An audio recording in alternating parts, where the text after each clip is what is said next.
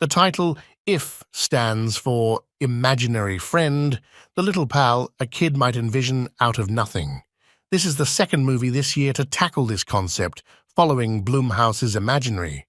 Here, the IFs we encounter are those now adrift in life, if one can really say they're alive, because their kids have grown up and forgotten them.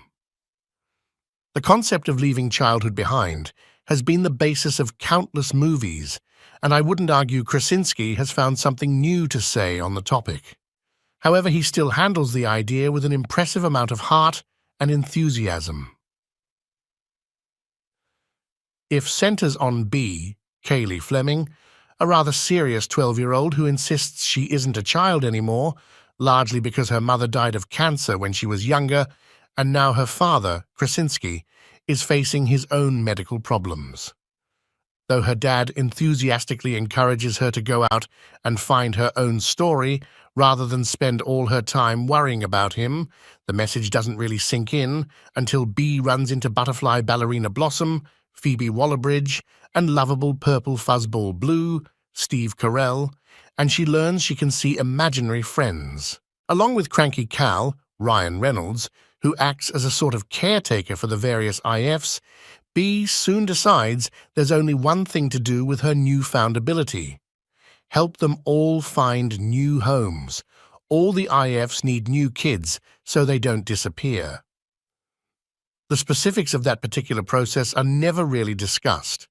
If as a whole is more interested in the imaginary friends themselves and what they symbolize on a much broader level. By going with a more character-driven, emotional approach, IF finds ample opportunities to tug on our heartstrings. This is a movie that welcomes embracing your childhood and encourages you to find wonder in the world, even when things are hard. There are messages that will surely resonate with many people, though some might roll their eyes at the amount of sentimentality baked into the plot. I personally found myself charmed by the overall effect, though I did find some parts lacking. Because IF leads with its heart, the actual plot doesn't run quite as smoothly. It takes some time for B to meet the IFs and accept her new job, and once that happens, the movie settles into a predictable rhythm. At times, it almost feels like Krasinski got too caught up in all the ideas he had for this story. Despite the clunkier elements, though, IF pushes through with its warmth and optimistic tone, paving the way for some truly effective moments. The amount of cameos within IF, George Clooney, Emily Blunt, and Matt Damon only scratch the surface, run the risk of becoming distracting, but only if someone is truly dedicated to identifying each and every voice.